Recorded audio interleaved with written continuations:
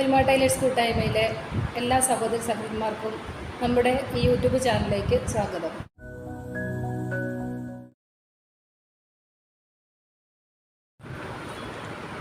തയ്യൽ മേഖലയിൽ 50 വർഷം പൂർത്തീകരിച്ച നമ്മുടെ ഒരുമ ടൈലേഴ്സ് കൂട്ടായ്മയുടെ മുഖ്യ രക്ഷാധികാരിയായ ഇഹേക്കയാണ് ഇന്ന് നമ്മളോടൊപ്പം ഉള്ളത്. ഇഹേക്ക, നമസ്കാരം. നമസ്കാരം. അപ്പോൾ എന്തൊക്കെയാണ് വിശേഷങ്ങൾ? നമ്മുടെ ഈ മേഖലയായിട്ടുള്ള ഇഹേക്കാൻ്റെ വിശേഷങ്ങളൊക്കെ പങ്കുവയ്ക്കും.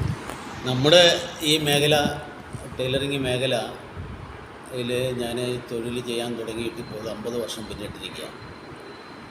ഈ 50 വർഷത്തെ അനുഭവങ്ങൾ പറയാനാണെങ്കിൽ ഒരുപാടുണ്ട്. പക്ഷെ അതൊന്നും ഞാൻ ഇപ്പോൾ ഈ കുറഞ്ഞ സമയത്തുള്ളിൽ പറയാൻ ഇഷ്ടപ്പെടുന്നില്ല. ഇഹേക്ക 50 വർഷത്തോളം ആയെന്ന് പറഞ്ഞില്ലേ ഈ തൊഴിൽ മേഖലയിൽ ചെയ്യാൻ തുടങ്ങിയിട്ട്? ഏകദേശം എത്ര വയസ്സിലാണ് ഈ തൊഴിൽ തുടങ്ങിയത്? ഞാൻ 13 വയസ്സിൽ സ്കൂളിൽ പഠിക്കുന്ന ടൈം മുതൽ ആരംഭിച്ചതാണ്. അത് ശനി ഞായർ ദിവസങ്ങളിൽ ഒരു ഷോപ്പ്, എൻ്റെ വീടിൻ്റെ അടുത്തുള്ള ഒരു ഷോപ്പുണ്ട്. ആ ഷോപ്പിൽ പോയി ഒരു ഗുരുവിൻ്റെ കീഴിലിരുന്ന് ഈ തൊഴിൽ പഠിക്കാൻ തുടങ്ങി. ആ തൊഴിലിനോട് എനിക്ക് ഒരുപാട് ഇഷ്ടമുണ്ടായിരുന്നു സ്കൂൾ തലം മുതൽ തന്നെ. അപ്പം അതുകൊണ്ട് ആ ടൈമുകളിലാണ് ഇത് പഠിച്ചു തുടങ്ങിയത്. ഇഹേക്ക സ്വന്തമായിട്ടൊരു സ്ഥാപനം ഇട്ട് ഈ ജോലി തുടങ്ങിയത് ഏത് വർഷമാണ്? സ്വന്തമായ ഒരു സ്ഥാപനം എന്ന് പറഞ്ഞാൽ ആ കാലഘട്ടത്തിൽ സ്വന്തം ഒരു കടകളില്ല. അധികവും ഈ തുണിക്കടകളുടെ തിണ്ണയിൽ മെഷീനിട്ട് തയ്ക്കുക എന്നുള്ളൊരു സംവിധാനമായിരുന്നു. അന്ന് ഞാൻ പഠിച്ച ഗുരുവിൻ്റെ കൂടെ തന്നെ ഒരു മെഷീൻ സംഘടിപ്പിച്ചിട്ട് അദ്ദേഹത്തിൻ്റെ കടയിൽ തന്നെ ഒരു സൈഡിൽ ഞാനും ഇരുന്നു. അദ്ദേഹം എനിക്ക് പണികൾ തരും, അത് തയ്ക്കും. അങ്ങനെയാണ് നമ്മൾ ആ പണി പിന്നെ കണ്ടിന്യൂ ചെയ്തുകൊണ്ടിരുന്നത്. ഒരു 6 മാസത്തിന് ശേഷം ഞാൻ മറ്റൊരു ഗുരുവിൻ്റെ കീഴിൽ കുറച്ച് കൂടുതൽ പഠിക്കാൻ പോയി. അപ്പോഴത്തേന് ഏകദേശം എനിക്ക് 15 വയസ്സുള്ള അടുത്തായി. എൻ്റെ സ്കൂൾ വിദ്യാഭ്യാസം കഴിഞ്ഞു. മറ്റൊരു ഗുരുവിൻ്റെ കീഴിലാണ് മറ്റു ഉപരിപഠനം, അതായത് പാൻറ്റ്, ഷർട്ട്, ജുബ്ബ ഇങ്ങനെയുള്ള ഐറ്റംസ് പഠിക്കുന്നത്. അപ്പോൾ അത് ഏകദേശം ഒരു വർഷത്തിന് മേലെ അദ്ദേഹത്തിൻ്റെ കീഴിൽ അദ്ദേഹത്തിൻ്റെ വീട്ടുജോലികൾ ചെയ്തുകൊണ്ടാണ് ഞാൻ ഈ പണി പഠിക്കുന്നത്. കാരണം അദ്ദേഹം ടൗണിൽ താമസിക്കുന്ന ആളാണ്. രാവിലെ മാർക്കറ്റിൽ പോകണം, അതിന് പിന്നെ വീട്ടിൽ വെള്ളം കോരി കൊടുക്കണം. അങ്ങനെയുള്ള പണികളൊക്കെ എടുത്തിട്ട് ബാക്കി ടൈമിൽ ആണ് അദ്ദേഹത്തിൻ്റെ കടയിൽ പോയിരുന്നിട്ട് ബാക്കി പണികൾ പഠിക്കും. അങ്ങനെ ഒരു വർഷം പഠിച്ചു കഴിഞ്ഞതിന് ശേഷം ഗുരുവിൻ്റെ അനുവാദത്തോടു കൂടി അവിടുന്ന് ഞാൻ തിരിച്ചു പോരുകയാണ് പിന്നെ ചെയ്തത്. അന്ന് തുന്നൽ പഠിച്ചുകൊണ്ടിരുന്ന കാലഘട്ടങ്ങളിലൊക്കെ ഇഹേക്കൻ്റെ ചിലവും കാര്യങ്ങളൊക്കെ എങ്ങനെയാണ് നടത്തിക്കൊണ്ട് പോയിരുന്നത്? അത് പഠിക്കുന്ന കാലഘട്ടം എന്ന് പറഞ്ഞു കഴിഞ്ഞാൽ എൻ്റെ വീട്ടിൽ വലിയ ദാരിദ്ര്യം ഉള്ളൊരു വീടാണ്. കാരണം എൻ്റെ ഫാദറും മദറും രണ്ടുപേരും റബ്ബർ തൊഴിലാളികളാണ്. അപ്പോൾ അവർ കൊണ്ടുവരുന്ന ഒരു വരുമാനം കൊണ്ട് ഞങ്ങൾ 4 കുട്ടികളുടെ വിദ്യാഭ്യാസവും ജീവിതവും ചെലവുമൊക്കെ നടക്കണം. പക്ഷേ ആ സമയത്ത് എനിക്ക് കിട്ടുന്ന ഒരു വരുമാനം എന്ന് പറയുന്നത് എൻ്റെ ഗുരു എനിക്ക് വാങ്ങിച്ചു തരുന്ന ചായയാണ്.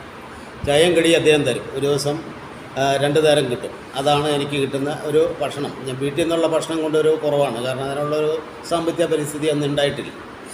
അതാണ് ആ കാലഘട്ടത്തിലെ ഒരു വരുമാനം എന്ന് പറയുന്നത്. പിന്നെ ഞാൻ പറഞ്ഞല്ലോ, ഞാൻ ആദ്യത്തെ ഗുരു കഴിഞ്ഞ് 2ാമത്തെ ഗുരുവിൻ്റെ അടുത്ത് പോയിട്ട് ആ ഗുരുവിൻ്റെ അടുത്ത് എന്ന് പറഞ്ഞു കഴിഞ്ഞാൽ അദ്ദേഹം ഈ പറഞ്ഞ പോലെ എൻ്റെ ചിലവുകൾ, ഭക്ഷണങ്ങൾ നടത്തും. പിന്നെ ഏതായാലും ഒരു വർഷത്തിൽ വരുന്ന വിശേഷ ദിവസങ്ങളിൽ അത്യാവശ്യം എനിക്ക് വേണ്ടുന്ന ഡ്രസ്സൊക്കെ അദ്ദേഹം വാങ്ങിച്ചു തരും. അപ്പോൾ അദ്ദേഹത്തിൻ്റെ അടുത്തുനിന്ന് ഞാൻ പണി പഠിക്കുന്നതിനോടൊപ്പം തന്നെ അദ്ദേഹത്തിനെ തൊഴിലിൽ സഹായിക്കും. അതാണ് എനിക്ക് ആ കിട്ടുന്ന പിന്നെ സംതൃപ്തി എന്ന് പറയുന്നത്. കാരണം വരുമാനമായിട്ട് എനിക്കൊന്നും തന്നെ കയ്യിലേക്ക് തരുന്നില്ല. പിന്നെ വീട്ടിലേക്ക് പോകുന്ന സമയത്ത് കുറച്ച് പൈസ എടുത്ത് തന്നിട്ട് വീട്ടിൽ കൊടുക്കണമെന്ന് പറഞ്ഞ് തരും. അങ്ങനെയായിരുന്നു ആ ഗുരുനാഥൻ. അപ്പോൾ അതും കൂടെ വന്നു കഴിഞ്ഞപ്പം എനിക്ക് പിന്നെ ഒരു ആത്മവിശ്വാസം വന്നു. സ്വന്തമായിട്ട് ഈ തൊഴിൽ അങ്ങ് തുടങ്ങിയാൽ എന്താ, എവിടെയെങ്കിലും ഒരു മുറി വാടകയ്ക്ക് എടുത്തിട്ട് സ്വന്തമായിട്ട് ചെയ്താൽ. അപ്പോൾ ആ സമയം എനിക്ക് 15 വയസ്സ് കഴിഞ്ഞ് 16 വയസ്സിലേക്ക് ഞാൻ പ്രവേശിച്ചു. അപ്പോൾ എൻ്റെ വീടിൻ്റെ അടുത്ത് ഒരു ചെറിയ സിറ്റിയാണ്. അവിടെ ഒരു 4-5 കടകളൊക്കെ ഉള്ള ഒരു ചെറിയ സിറ്റി. അവിടെ ഒരു ചെറിയ മുറി, ഒരു കെട്ടിടത്തിൻ്റെ ഒരു സൈഡ് റൂമിൽ ഒരു കട്ടിങ് ടേബിളൊക്കെ ഇട്ട് ഞാനൊരു തയ്യൽ മെഷീനും സംഘടിപ്പിച്ച് അവിടെ ഇരുന്ന് ഇങ്ങനെ പണി തുടങ്ങി. അപ്പോൾ ആൾക്കാരിങ്ങനെ അറിഞ്ഞും കേട്ടൊക്കെ കൊണ്ടുതരും, ഓരോന്നോരോന്നായിട്ട് തയ്ക്കും. അവിടെ നിന്ന് അങ്ങനെ ഈ സത്യം പറഞ്ഞാൽ ഈ ജീവിതകാലം മുഴുവനും ഒറ്റയ്ക്കിരുന്ന് പണിയെടുത്ത ഒരു ശീലമാണ്. കാരണം പണിക്കാരെ വെച്ച് പണിയെടുക്കാനുള്ള ഒരു സ്കോപ്പൊന്നും എനിക്കുണ്ടായിട്ടില്ല. ആ ഒരു രീതിയിലാണ് ഈ തൊഴിൽ ഞാൻ മുന്നോട്ട് കൊണ്ടുപോയിക്കൊണ്ടിരുന്നത്. എന്തായാലും ഈ തൊഴിലിങ്ങനെ ചെയ്തുകൊണ്ടിരുന്ന സമയത്താണ് ഇത് എൻ്റെ പഠനം വളരെ കുറവാണ്. ഈ തയ്യലെന്ന് പറയുന്ന തൊഴിലിന് അനന്ത സാധ്യതകൾ ഒരുപാടുണ്ടെന്നും ഇത് ഞാൻ പഠിച്ചതൊന്നും അല്ല പഠനം, കൂടുതൽ ഇനിയും പഠിക്കണമെന്നൊരാഗ്രഹം വരികയും ഞാൻ അവിടെ നിന്ന് മറ്റ് പലരുമായിട്ട് ഇങ്ങനെ ചോദിച്ച് കേട്ട് മനസ്സിലാക്കി എൻ്റെ ഫാദറിൻ്റെ സുഹൃത്തുക്കൾ മുഖേനയൊക്കെ ബന്ധപ്പെട്ട് അങ്ങനെയാണ് ഊട്ടിയിൽ ഒരു നാരായണൻ എന്ന് പറഞ്ഞ ഒരാളെ പരിചയപ്പെട്ടത്. അദ്ദേഹം പറഞ്ഞു, നീ എൻ്റെ അടുത്തേക്ക് വരും, ഞാൻ നിന്നെ കോട്ടിൻ്റെ പണികളൊക്കെ പഠിപ്പിച്ചു തരാമെന്ന് പറഞ്ഞിട്ട് അങ്ങനെ ഊട്ടി പോയി അദ്ദേഹത്തിൻ്റെ കൂടെ അവിടെ താമസിച്ചുകൊണ്ട് കോട്ടിൻ്റെ പണി പഠിക്കുക. അങ്ങനെ കോട്ടിൻ്റെ പണിയും പഠിച്ചു കഴിഞ്ഞപ്പോൾ പിന്നെ ഒരു ആത്മവിശ്വാസം വന്നു. സമൂഹത്തിൽ എവിടെ പോയാലും അല്ലെങ്കിൽ ഈ ലോകത്തിൻ്റെ ഏത് കോണിൽ പോയാലും പട്ടിണിയില്ലാണ്ട് ജീവിക്കാൻ കഴിയും എന്നൊരു ആത്മവിശ്വാസം വന്നതിൻ്റെ അടിസ്ഥാനത്തിൽ പിന്നെ അവിടെ നിന്ന് ഞാൻ നാട്ടിലേക്ക് പോരുക. നാട്ടിലേക്ക് വന്ന് പിന്നെ സ്വന്തമായിട്ടൊരു ഷോപ്പ് ഇടണം എന്നൊക്കെ ആഗ്രഹിച്ചപ്പോൾ അതിനൊക്കെ വലിയ സാമ്പത്തിക ചിലവ് വരും. അപ്പോൾ എന്നെ പരിചയമുള്ള ഒരു ചേട്ടൻ എന്നോട് പറഞ്ഞു, എൻ്റെ കടയിൽ നിന്ന് ഇരുന്നു, അദ്ദേഹത്തിൻ്റെ ഒരു തുണിക്കടയാണ്, അവിടെ ഇരുന്ന് തയ്ച്ചോളാൻ പറഞ്ഞു. അങ്ങനെ അദ്ദേഹത്തിൻ്റെ ആ കടയുടെ തന്നെ ഇരുന്നു, ഇഷ്ടംപോലെ പണി വരാൻ തുടങ്ങി. ഏതായാലും അത് ഒരു കാലഘട്ടം എന്ന് തന്നെ പറയാം. അത് കുറേ വർഷങ്ങൾ അങ്ങനെ ആ തൊഴിലിൻ്റെ ഒരു വരുമാനം കൊണ്ടൊക്കെ ജീവിച്ചു. പിന്നെ അവിടുന്ന് മറ്റൊരു സ്ഥലത്തേക്ക് ഇങ്ങനെ എന്താ പറയുക, ഒരു യാത്ര പോലെ പോയി. അവിടുന്ന് ആ സ്ഥലത്തും പിന്നെ ഇതേ തൊഴിൽ തന്നെ ചെയ്തു. അങ്ങനെ എന്താ പറയുക, ഇതിനെക്കുറിച്ച് പറയുകയാണെങ്കിൽ ഒരുപാട് പറയാനുണ്ട്. ജോലി എടുത്ത സ്ഥലങ്ങളിലെ അനുഭവങ്ങൾ, നമുക്ക് കൈക്കൂലി തരാണ്ട് എന്നെ പറ്റിച്ച ആളുകളുടെ കഥകളൊക്കെ പറയാനുണ്ട്. സ്കൂൾ യൂണിഫോമിൻ്റെ കാലഘട്ടം വന്ന സമയത്ത് അതിൻ്റെ പണിയെടുത്ത് കൊടുത്തപ്പോൾ കുട്ടികളെ കൊണ്ടുവന്നു, ഞാൻ അളവെടുത്തു, എല്ലാവർക്കും അടിച്ചു കൊടുത്തു. അപ്പോൾ അദ്ദേഹം പറഞ്ഞു, ഞാൻ പൈസ എടുക്കാൻ വിട്ടുപോയി, ഞാൻ വീട്ടിൽ പോയിട്ട് റേഷൻ വാങ്ങാൻ വരുന്നുണ്ട്, ഞാൻ പൈസ കൊണ്ടുവരാം. ആ കാലഘട്ടത്തിൽ ഏകദേശം എനിക്ക് തരാനുള്ള ഒരു 500 രൂപ എന്ന് പറഞ്ഞാൽ ഇന്നിപ്പോൾ 5000-ന് മേലെ അതിൻ്റെ മൂല്യം വരും. അപ്പോൾ ആ മനുഷ്യൻ ആ 500 രൂപ എനിക്ക് തരാതിരിക്കാൻ വേണ്ടിയിട്ട് അയാൾ പിന്നെ ആ ടൗണിലേക്ക് പിന്നെ വന്നിട്ടേയില്ല. ഒരാഴ്ച വന്നില്ല, പിറ്റേ ആഴ്ച വന്നില്ല. അപ്പോൾ ഞാൻ വേറെ ആൾ മുഖേന അന്വേഷിച്ചപ്പോഴത്തേന് അദ്ദേഹത്തിൻ്റെ കുട്ടികൾ അത് ഉപയോഗിക്കുന്നുണ്ടെന്ന്, സ്കൂളിൽ കൊണ്ടുപോകുന്നുണ്ടെന്നൊക്കെ എനിക്കറിയാൻ കഴിഞ്ഞു. അപ്പോൾ ഞാൻ ഇയാളെ കാത്തിരുന്നു. അങ്ങനെ ഒരു ദിവസം ഇയാൾ അവിടെ റേഷൻ വാങ്ങാൻ വരുന്നത്, അയാളെ പോയി റേഷൻ കട വെച്ച് പിടിച്ചു. അപ്പോൾ പറഞ്ഞു, നീ തയ്ച്ച സാധനം ഒന്നും കണക്കല്ല, കുട്ടികളൊന്നും ഉപയോഗിക്കുന്നില്ല എന്ന് പറഞ്ഞു. ആകെ പ്രശ്നമായി, നാട്ടുകാർ കൂടി. അപ്പോൾ നാട്ടുകാർ പറഞ്ഞു, ഇയാളുടെ സ്ഥിരം കലാപരിപാടി ഇതാണ്, ഞങ്ങളൊക്കെ ഇങ്ങനെ പറ്റിക്കുന്നുണ്ട്, അതുകൊണ്ട് ഏതോ നാട്ടിൽ നിന്ന് വന്ന് പണിയെടുക്കുന്ന ആ മനുഷ്യൻ്റെ പൈസ കൊടുക്കുക, പരിപ്പിനി ഇവിടെ ഉപയോഗിക്കില്ല എന്ന് പറഞ്ഞ് അയാളെ വഴക്ക് പറഞ്ഞു. അങ്ങനെ പിന്നെ വേറെ ആളുകളെല്ലാം കൂടി ഇടപെട്ടിട്ടാണ് എനിക്ക് ആ തയ്യൽക്കൂലി വാങ്ങിച്ചു തരുന്നത്. ഇങ്ങനെയൊക്കെ തിക്തമായ തയ്യൽ മേഖലയിലെ ഒരുപാട് അനുഭവങ്ങൾ നമുക്ക് അത് ഓരോന്നോരോന്ന് എടുത്ത് പറയാൻ നിന്ന് കഴിഞ്ഞാൽ നമുക്ക് ഒരു ദിവസമൊന്നും പോരാ. കാരണം ഈ 50 വർഷത്തെ ചരിത്രം എന്ന് പറഞ്ഞു കഴിഞ്ഞാൽ ചെറിയ കാര്യങ്ങളല്ല. ഇഹ്യാക്ക ഇപ്പോൾ സ്വന്തമായിട്ടുള്ള ഷോപ്പാണോ ചെയ്യുന്നത്? അവിടെ വേറെ ജോലിക്കാരൊക്കെ ഉണ്ടോ? വർക്കിൻ്റെ അവസ്ഥയൊക്കെ എങ്ങനെയാണ്? ഇപ്പോൾ ഞാൻ പിന്നെ എന്താ പറയുക, ഉലകം ചുറ്റും വാലിബൻ എന്ന് പറഞ്ഞ പോലെ ഒരുപാട് സ്ഥലങ്ങൾ സന്ദർശിച്ചു. പോയ സ്ഥലങ്ങളിലൊക്കെ പല ഷോപ്പുകളിൽ പീസ് വർക്കിന് പണിയെടുത്തു. അങ്ങനെ അതായത് തമിഴ്നാട്ടിലൊക്കെ പണിയെടുത്തു, ചെന്നൈയിൽ പണിയെടുത്തു, ഫിലിം ഫീൽഡിൽ പണിയെടുത്തിരുന്നു. ശങ്കർ ടൈലേഴ്സ്, ചെന്നൈ കോടമ്പക്കം. അവിടുന്ന് പിന്നെ നാട്ടിൽ വന്നു. പിന്നെ മറ്റ് കേരളത്തിൽ തന്നെ മറ്റ് ജില്ലകളിൽ ഇതേപോലെ തന്നെ ഓരോ ഷോപ്പുകളിലായിട്ട് പീസ് വർക്കിനൊക്കെ പണിയെടുത്തു. അങ്ങനെ ഇപ്പോൾ ഞാൻ മലപ്പുറം ജില്ലയിൽ ഞാൻ സ്വന്തമായിട്ട് ഒരു ചെറിയ റൂം എടുത്ത് എൻ്റെ ഒരു കട. അപ്പം ഞാൻ ഒറ്റയ്ക്കാണ്, സമയം പണിയുണ്ട്, കുഴപ്പമില്ല, നല്ല രീതിയിൽ തന്നെ പോകുന്നുണ്ട്. അങ്ങനെ ഇപ്പം ജീവിച്ച് പോവുകയാണ്. അപ്പോൾ നമ്മുടെ ഒരുമ കൂട്ടായ്മ അപ്പോൾ എൻ്റെ ആ സേവനം മനസ്സിലാക്കി എന്നെ ആദരിക്കാൻ തയ്യാറായതാണ് ഇപ്പോൾ ഇങ്ങനെ ഒരു ഇൻ്റർവ്യൂ നിങ്ങൾക്ക് തരാൻ എനിക്ക് കാരണമായത്. നമ്മുടെ ഈ തയ്യൽ മേഖല അപ്പോൾ കുറച്ച് പ്രതിസന്ധികളിൽ കൂടെയാണ് ഇപ്പോൾ കടന്നു പോയിക്കൊണ്ടിരിക്കുന്നത്. തൊഴിലില്ലായ്മ രൂക്ഷമായിക്കൊണ്ടിരിക്കുന്നൊരു സമയമാണ്. പല ആളുകൾക്കും തൊഴിൽ നഷ്ടപ്പെടുന്നൊരു പ്രതിസന്ധി ഉണ്ടാകുന്നുണ്ട്. ഇതിനെ പറ്റിയിട്ട് ഇഹ്യാക്കയുടെ അഭിപ്രായം എന്താണ്? ഇതിന് ആ ഒരു ചോദ്യത്തിനുള്ള എൻ്റെ മറുപടി എന്ന് പറഞ്ഞാൽ, ഈ മേഖലയിലേക്ക് പുതിയതായിട്ട് ആരും തന്നെ കടന്നു വരുന്നില്ല. ചെറുപ്പക്കാരായ ആളുകൾ ആരും തന്നെ തൊഴിൽ പഠിക്കാനോ ആ തൊഴിലിൻ്റെ അനന്ത സാധ്യതകൾ ഉപയോഗപ്പെടുത്താനോ കടന്നു വരാത്തതാണ് ഈ തൊഴിലിൽ പരാജയം സംഭവിച്ചുകൊണ്ടിരിക്കുന്നത്. അപ്പോൾ ഈ ഒരു സന്ദർഭത്തിൽ ആണ് ഈ റെഡിമെയ്ഡ് കമ്പനികൾ, അത് കുത്തക കമ്പനികൾ മറ്റ് രാജ്യങ്ങളിൽ നിന്നും ഇവിടേക്ക് ഇറക്കുമതി ചെയ്തു തുടങ്ങിയപ്പോൾ പൈസ ഉള്ള ആളുകൾ ഇവിടെ തന്നെ കമ്പനികൾ ആരംഭിച്ച് ഒരുപാട് ആളുകൾക്ക് തൊഴിൽ കൊടുക്കുന്ന ഒരു സാഹചര്യത്തിലേക്ക് കാര്യങ്ങൾ വന്നു. അങ്ങനെ വന്നതോടുകൂടി എന്ത് ചെയ്തു, നിലവിലിവിടെ സാധാരണ രീതിയിൽ പണിയെടുത്തുകൊണ്ടിരുന്ന തയ്യൽ തൊഴിലാളികൾക്ക് ജോലി കുറഞ്ഞ ഒരു സാഹചര്യം ഉണ്ടായി.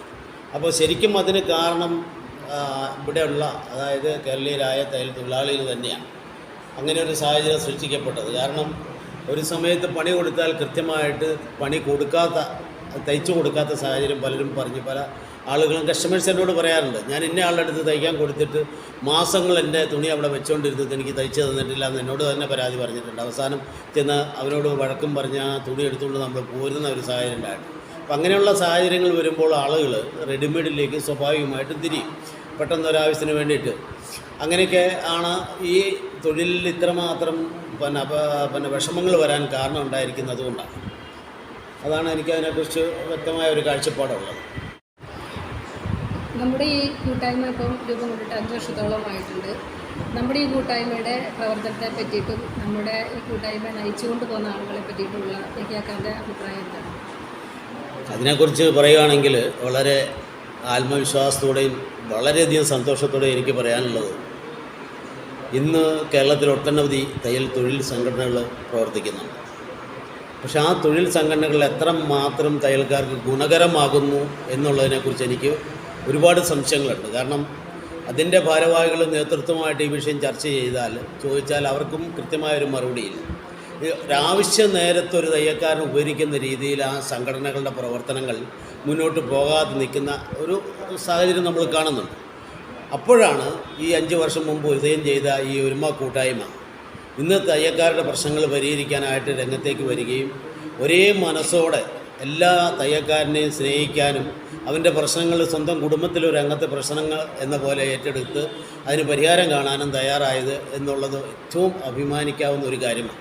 അപ്പോൾ ആ ഒരു പ്രസ്ഥാനത്തിൻ്റെ രക്ഷാധികാരി സ്ഥാനം എനിക്ക് അവർ തന്നതിലും ഞാൻ അത്രയധികം സന്തോഷിക്കുകയാണ്. കാരണം ഇത് നയിക്കുക എന്ന് പറയുന്നത് നമ്മുടെ ഉള്ളിൻ്റെ ഉള്ളിൽ നിന്നും വരുന്ന നമ്മുടെ സ്നേഹവും സന്തോഷമാണ്.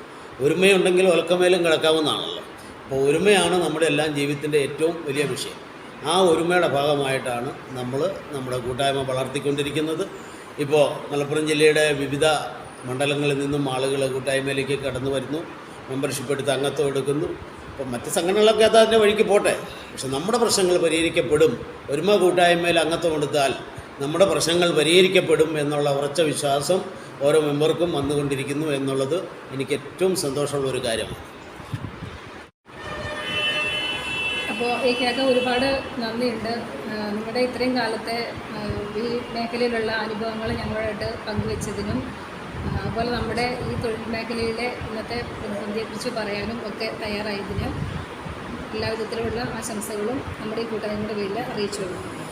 ഓക്കെ, എനിക്ക് വേണ്ടി നിങ്ങളും നിങ്ങളുടെ സമയത്തെ നഷ്ടപ്പെടുത്തി ഈ ഒരു ഇൻ്റർവ്യൂവിന് തയ്യാറായതിൽ ഞാനും നിങ്ങളോട് അതിയായ നന്ദി രേഖപ്പെടുത്തുകയാണ്. സന്തോഷം.